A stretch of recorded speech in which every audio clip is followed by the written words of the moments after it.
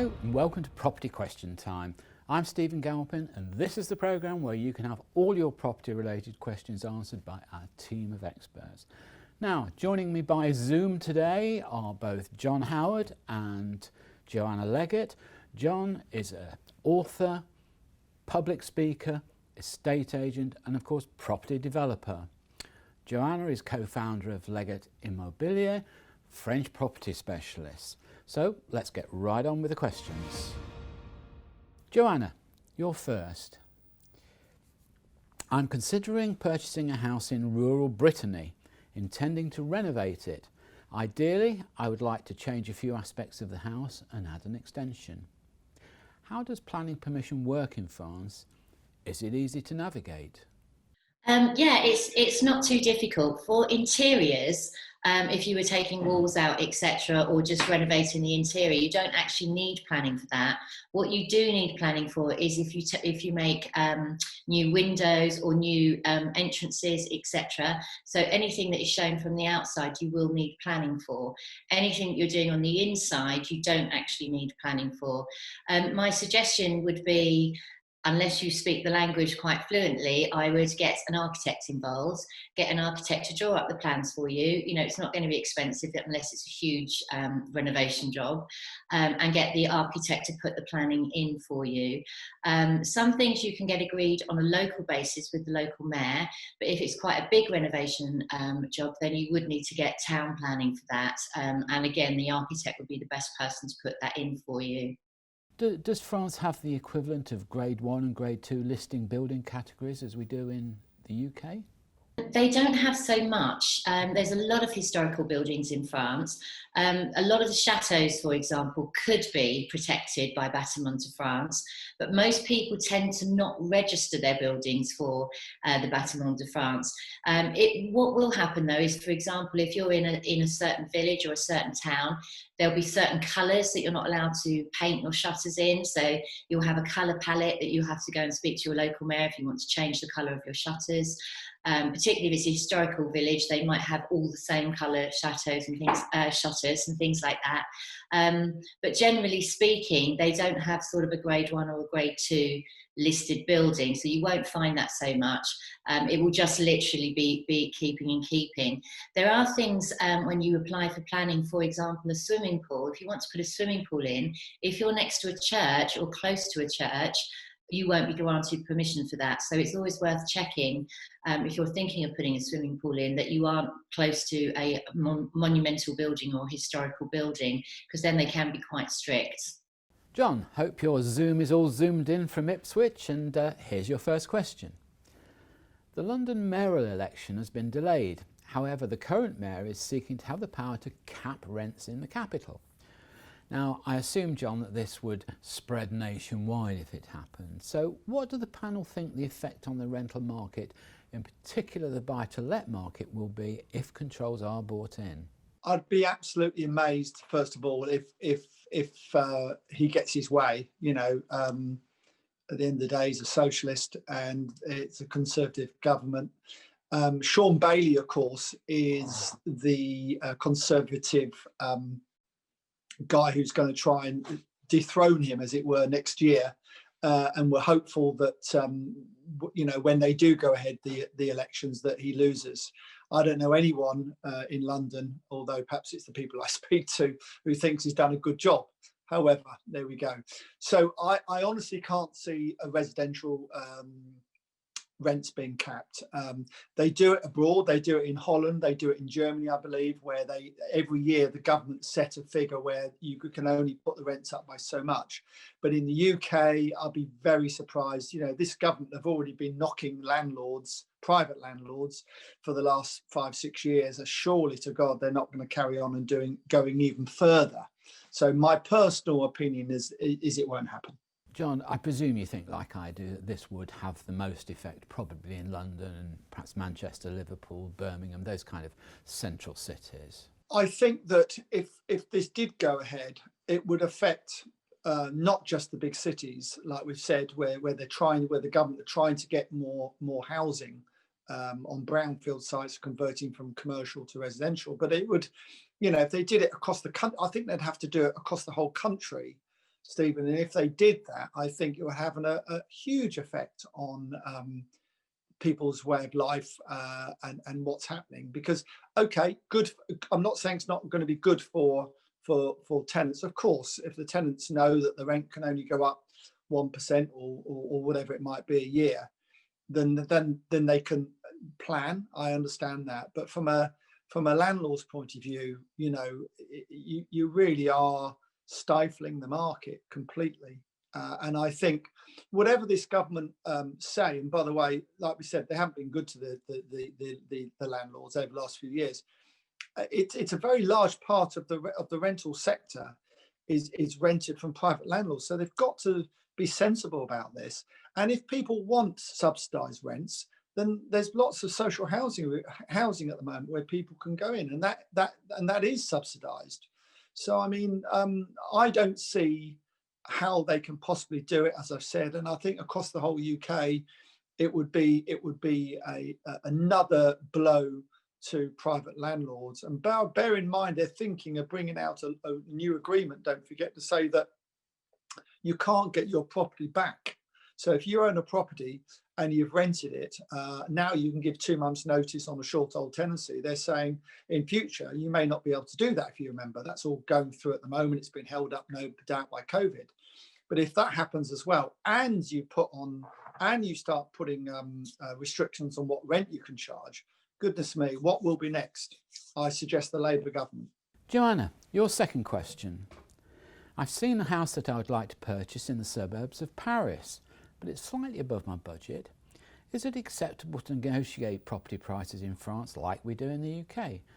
And if so, what's the best way to go about starting to negotiate? People put in offers all the time. I would say at the moment, though, the property market is really strong. And if you're looking at Paris, properties sell in a couple of days. So, there is, in the old days, for going back to 2008, for example, it might take 6 months to sell a property, not in Paris, however, but in the rural countryside. But these days, because interest rates are so low in France, the property market is the strongest it's ever been. So what we're seeing is whereby, you might have one buyer every 6 months, we might be getting 2 buyers in 2 weeks. Now, particularly with Paris, I mean, things are always negotiable, and it really depends on the property itself. If it's priced correctly and it's a good property, it will sell. So you might be looking at asking price, or sometimes even over asking price, to secure the property.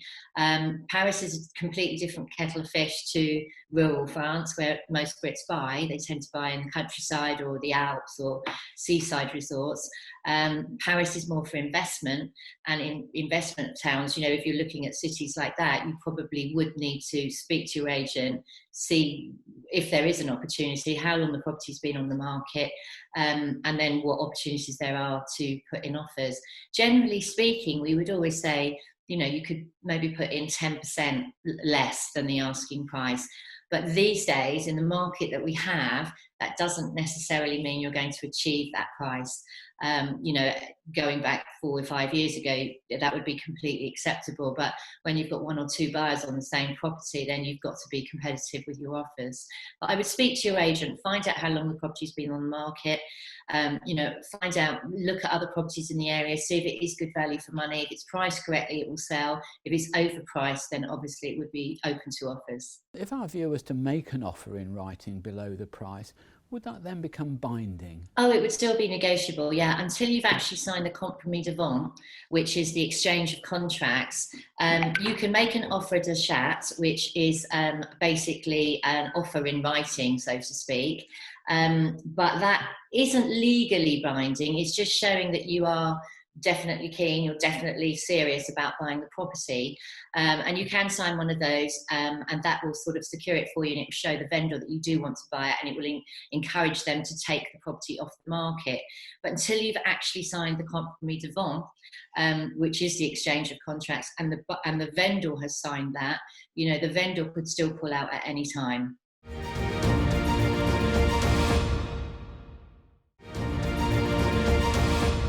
John, your question. Why is it that there now seems to be so much resistance to services like Airbnb? I can understand that hotel operators may object as it's taking business away from them, But for apartment owners, it must be a welcome source of income, as often the rates paid are much higher than normal rental levels. Do you agree with that analysis? Well, the resistance is really from people like me in a way, because if you're a developer and you're selling a block of flats, the one question I would ask when I was buying a flat in a block is two things really. Well, three things really. One, is there any social housing requirement in the block? So are some of the tenants or occupants on social houses? Because don't forget, on these bigger schemes, a percentage of the accommodation has to be for social housing quite often, unless you do a commuted payment, which is a payment to make sure it's off-site. So that's the first thing. And the second thing is I want to know how many properties are rented out, and I was not owner occupiers, but are actually rented out. And like you said, now the third thing I want to know is if they are rented out, are they doing Airbnb? Because do you want different people tramping up the stairs, going in the lift with suitcases every day, every other day? The wear and tear is a lot more. You don't know who's going to be in, say, your flat next door to you on a regular basis. If they're coming for the weekend, they could be having parties and all sorts. It's not good news at all. So this Airbnb has suddenly sprung up from nowhere, and it's hugely successful at the moment, or has been till now. Some cities are banning it. I know that certainly Amsterdam have banned it. I think Madrid and Barcelona have done an agreement where you must rent your accommodation out for at least 3 months to stop this happening. New York have done the same. So I think it's going to get regulated more than it is now. And of course, it sounds great that you can rent it for £100 a night or whatever, and all the rest of it. But you need to make sure, just like you do with any holiday accommodation, if you're looking to rent your property out for holidays, same thing. You need to make sure you can rent it probably for at least 34 weeks of the year. Because if not, if you've got a lot of downtime on it all, then obviously you're not earning any money. So you're better off to have less money over a 12-month period, perhaps, and not pay the rates than you are to rent it spasmodically out on this type of basis. Thank you, John. I presume the difficulty is with, I suppose, wear and tear on buildings, and the constant turnover of people can actually cause quite a lot of damage, can't it? Yes, I think obviously the high turnover of people and the wear and tear, but also don't forget, the value of your flat as well. Because if everyone in the block is doing this, it will have a detrimental effect on the value. If it's not privately owned and privately lived in, it becomes a commercial asset, and because of that, without question, the value of your flat and the value of the block and the reputation of the block, which is more important, will go down. And that's what you need to be careful about. Really, really careful about. Joanna, another question for you. What are the most common mistakes that people make when they're purchasing a second home in France? And I bet you've got some funny stories for that one. It's not so much mistakes. It's actually sort of narrowing down the criteria of what you actually want. France is absolutely huge. It's the biggest country in Western Europe. So you could be 20 minutes away from your local town. A lot of people say they want to be isolated. We want an isolated property, but actually being that isolated and sometimes being out in the sticks, you're never going to see anybody and you're not going to integrate into the community. And France, particularly in rural areas, is very about community. It's all about integration, chatting to the local boulangerie, meeting people in the streets. And I think that can be a mistake sometimes, where you do become a little bit too isolated.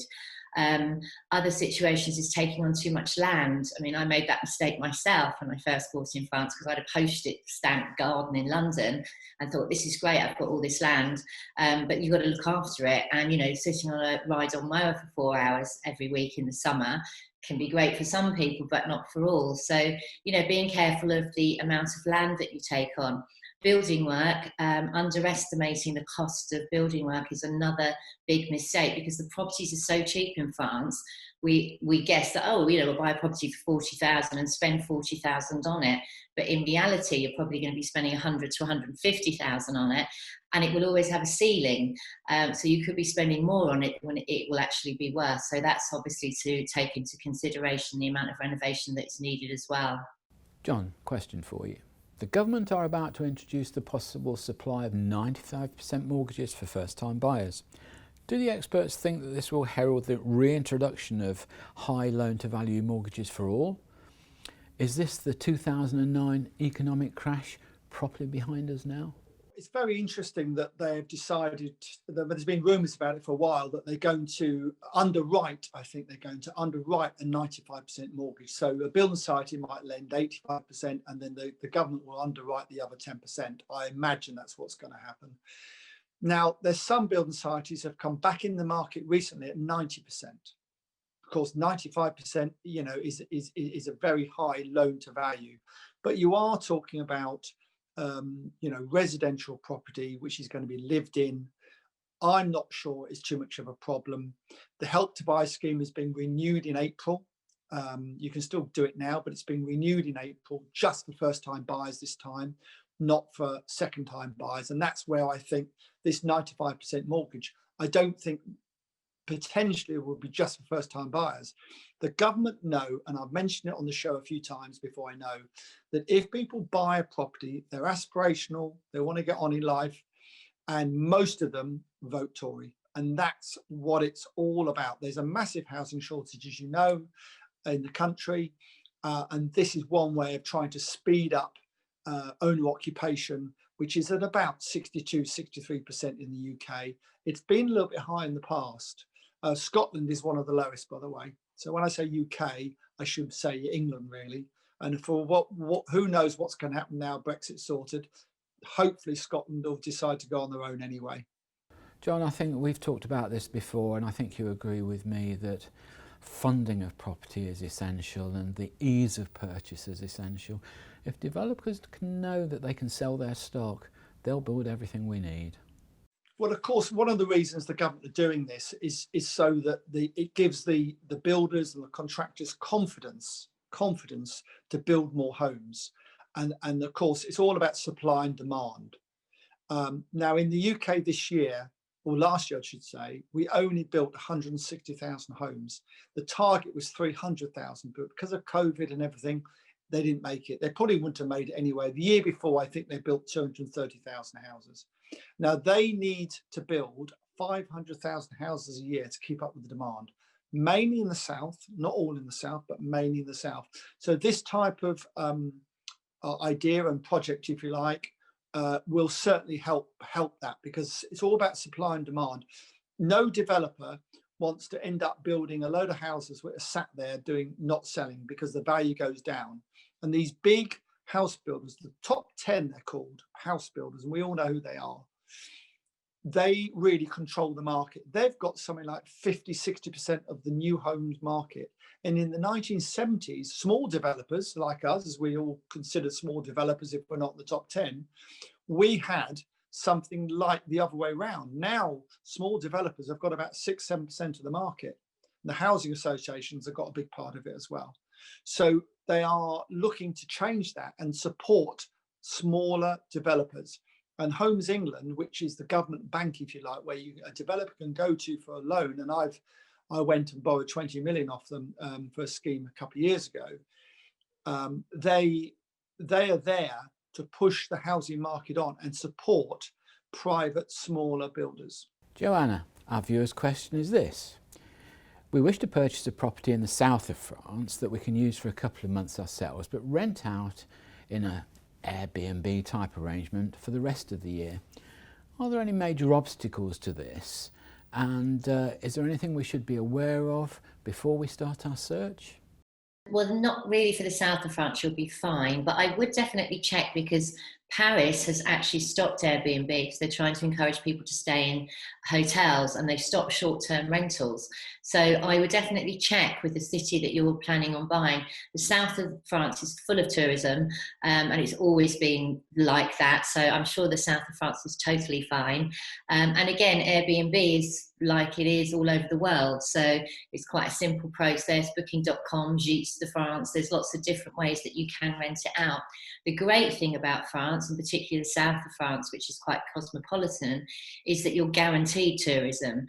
France has 82 million tourists visited each year, probably not in the last year with COVID, but usually it has 82 million tourists a year. So you're guaranteed that there are enough people looking to rent in France. They might be transient going through to other countries, but generally speaking, the south of France is very, very easy to rent out, providing that you do decorate the place, you know, in a nice style, and it's not got old furniture and, you know, people, you'd want to stay in it yourself. And I presume if you're using it yourself, you're going to have it at a good standard.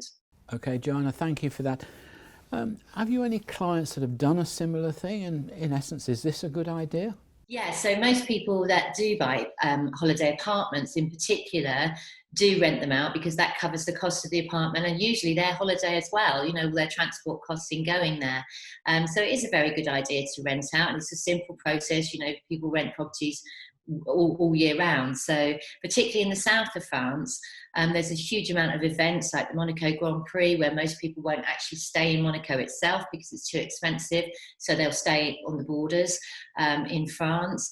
You've got the Cannes Film Festival. There's loads of festivals, yachting things going on, etc. So the south of France, with all the events that it has and all the international clientele that it has, it's quite easy to rent out there. Same as Paris and the same as some cities. If you're in rural France, you really have a shorter season. You'd be looking between April and September to rent out your properties. And generally speaking, if they're countryside properties, they would expect a pool because it's usually families that would rent them out, and they would be expecting some sort of pool unless you're on the beach and it's a coastal property as such. John, question for you. I'm sure this is your point of expertise.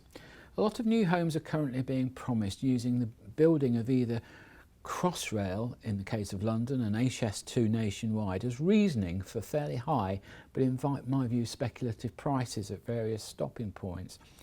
What do you think the likelihood is of these high prices being converted into real value, and in what sort of timescale? Great question. And I'll tell you what, it's such a great question, because I've looked into this quite a lot, so I can answer it well, hopefully.